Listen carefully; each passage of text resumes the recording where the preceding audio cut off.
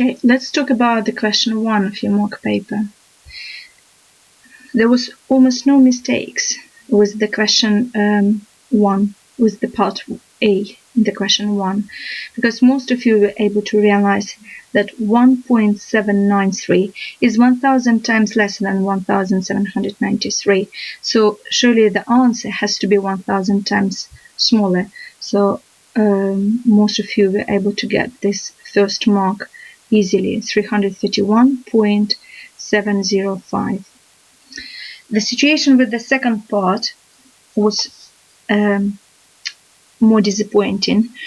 I think you need to approach this question a little bit differently. I hardly could see any workings out, so I would prefer you would work in 2 steps.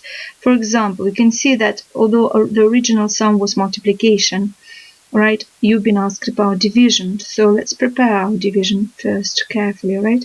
You have to divide 331,705 by 185 using the original sum.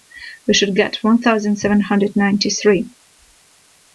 You had to divide by a number which is 100 times smaller than 185, which is 1.85.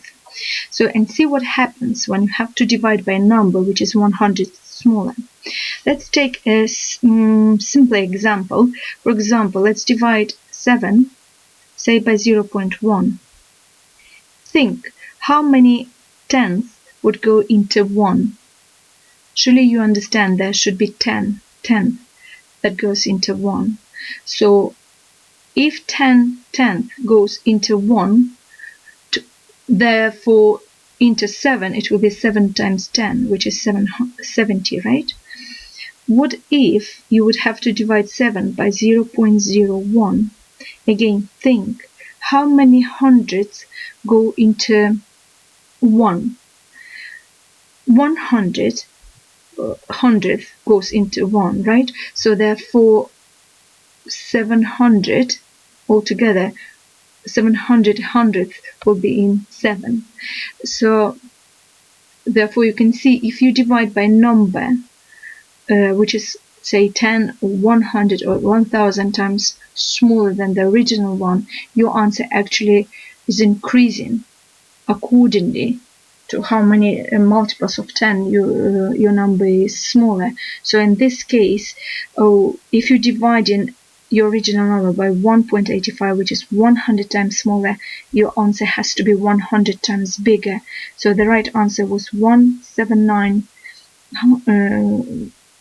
thousandths, 179 thousandths, right, 300. That's it. Okay, that's the end of the question 1.